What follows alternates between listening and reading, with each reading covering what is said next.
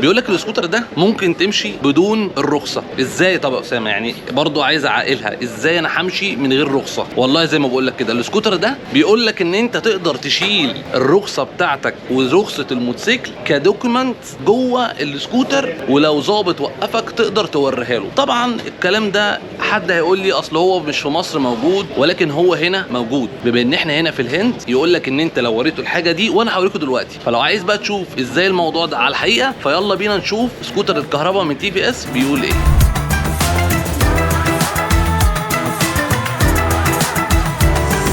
ازيكم عاملين ايه؟ معاكم اسامه مهدي بتاع موتوسيكلات. النهارده بقى مش هقول لكم ان انا هوريكم سكوتر كهرباء عادي، لا. مبدئيا بقى زي ما انتم شايفين كده، TVS ما بتهمتش، زي ما بيقولوا كده ايه، هي شغاله على نار، عامله سكوتر كهرباء. ويعتبر السكوتر ده هي لسه بتطرحه في المعرض بتاعها في 2023. بس اجدد حاجه في السكوتر ده ان زي ما انتم شايفين الشاشه اللي قدامكم دي، والله العظيم ثلاثه، بيقول لك ان انت ممكن تنقل التليفون بتاعك والدوكيومنتس بتاعتك كلها تحطها هنا، عشان لو اي ظابط وقفك تقدر ان انت ما تحتاجش ان انت تمشي برخصتك، تقدر توريها له الصور بتاعته. هتقول لي ازاي؟ تعالى اقول لك يا باشا. مبدئيا كده هنتكلم بقى على السكوترز ومواصفاته، بس خلينا الاول نتكلم على الاوبشنز اللي هنا. شايفين كده كلمه دوكمنت دي؟ هتدوس عليها كده حضرتك، هيطلع لك 1 و2 و3. هتخش مثلا على 2، تكون انت حاطط صورة الرخصة بتاعتك هنا، فبتطلع على السكرين، وصورة رخصة الموتوسيكل بتطلع على السكرين. ايا كان عندك بقى دوكمنت 1 و2 و3 تقدر تستخدمه. مش بس كده كمان، ده عندك هنا ان انت تقدر توصل التليفون بتاعك ويقلب كله هنا وتشغل اغاني من عليه. مش بس كده كمان، انت عندك هنا بقى كل حاجة انت عايزها. البطارية يقول لك الشحن بتاعها قد ايه، فاضل فيها قد ايه.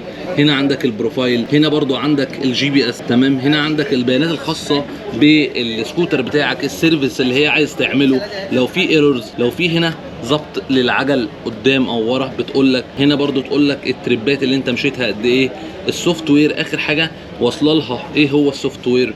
كل حاجه موجوده في السكوتر الكهرباء اللي انتوا شايفينه قدامكم ده. ومش بس كده، الشاشه يا جماعه تاتش، العب زي ما انت عايز وحط كل حاجه على الجهاز. زي ما يقول لك ايه، ده كده جهاز اكنه اندرويد، تحط عليه كل حاجه. تعالوا بقى نتكلم على السكوتر ده عموما. السكوتر ده نازل بموتور 5.1 كيلو واط، وده يعتبر من اكبر السكوترات الكهرباء عندهم. ومحدش يقول لي طب هم ليه مش بيعملوا السبورت؟ يا عم هو عامل لك حته السبورت اهي، ما تزعلش نفسك. بس هم هنا بيحبوا قوي الاستايلات دي، الاستايلات الحته الكلاسيك، الشكل ده.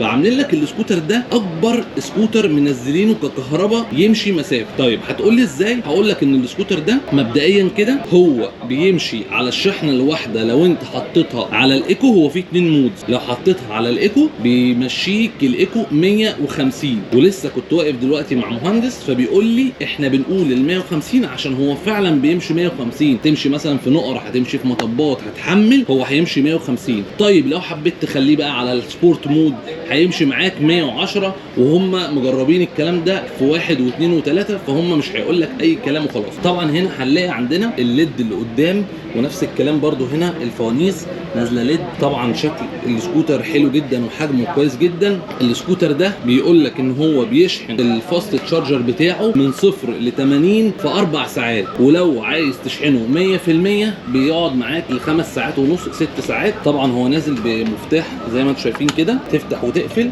وهنا عامل لك بقى الشنطه بتاعته، حجمها برضو كويس تكفي طوستين. ادي المنظر بتاع الشنطه. حاطط لك بقى الادابتور جوه، ثانيه واحده كده. ده كده منظر الشنطه، تكفي خوذه وخوذه. وده الشاحن بتاعه، ويتشحن في اي فيشه 220. هل السكوترات الكهرباء هي فعلا السكوترات هي فعلا اللي جايه اليومين الجايين؟ فعلا هي اللي جايه اليومين الجايين، لان البيئه النظيفه او الطاقه النظيفه زي ما بيقول لك كده هي بقت تروح للكهرباء. فلو انت بقى مهتم بالفيديو ده، اعمل لايك وسبسكرايب عشان دايما نفضل مكملين مع بعض. ومعاكم اسامه مهدي بتاع موتوسيكلات.